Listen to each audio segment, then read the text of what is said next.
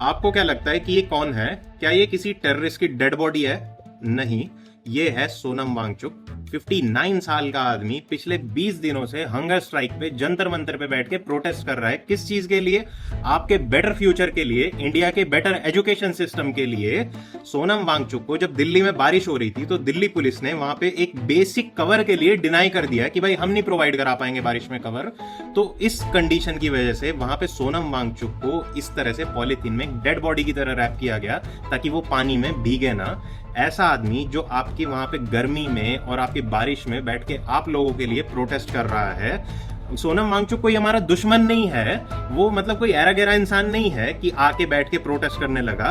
बहरहाल वो एनआईटी श्रीनगर से पास आउट एक इंजीनियर है। उसके बाद उसने एक स्पेशलाइजेशन भी किया है सस्टेनेबल स्ट्रक्चर्स में फ्रांस से। उसने एक्चुअली में सोसाइटी में लोगों की लाइफ में एड ऑन किया है।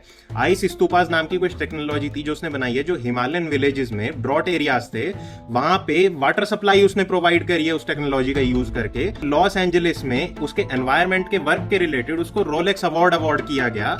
उसके बाद मैग्सेसे अवार्ड विनर है। मैग्सेसे अवार्ड जो होता है वो कि आप समझ लो कि एशिया का नोबेल प्राइज एक तरह से जो होता है, that is Magsaysay award.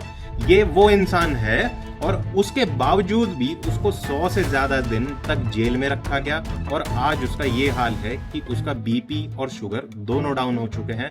8 kilo से ज्यादा वजन घट चुका है। एक पॉइंट ऐसा आता है हंगर स्ट्राइक में जब आपका 50% से ज्यादा बॉडी फैट रिड्यूस हो जाता है तो आपकी जो बॉडी होती है आपके ऑर्गन्स को खाने लगती है और उस पॉइंट से वहां पे कोई टर्न बैक नहीं होता। वहां से आप कितना भी हंगर स्ट्राइक तोड़ लो, you will not be able to survive. एक इंसान का जो कि एक साइंटिस्ट है, उसका इंडिया में ये हाल है कि उसको कभी जेल में डाल रहे हैं, कभी ऐसे वहां पन्नी में लिपट के पड़ा है वो डेड बॉडी की तरह। इस तरह का हाल आतंकवादी कभी नहीं होता जो एक नॉर्मल सिटीजन और साइंटिस्ट का है। और फिर हम ये बोलते हैं कि इंडिया में डेवलपमेंट क्यों नहीं हो रहा। अरे भाई, जब डेवलपमेंट करने वाले हैं वो ऐसे प्रोटेस्ट पे बैठे हैं अच्छे एजुकेशन सिस्टम के लिए, तो कहां से इंडिया में डेवलपमेंट हो जाएगा। जो नीट का पेपर लीक हुआ था उसके लिए वो धर्मेंद्र प्रधान से रेजिग्नेशन मांग रहा है क्योंकि 21 से ज्यादा बच्चे अभी तक उसमें सुसाइड कर चुके हैं और ये फेलियर है हमारी सरकार का।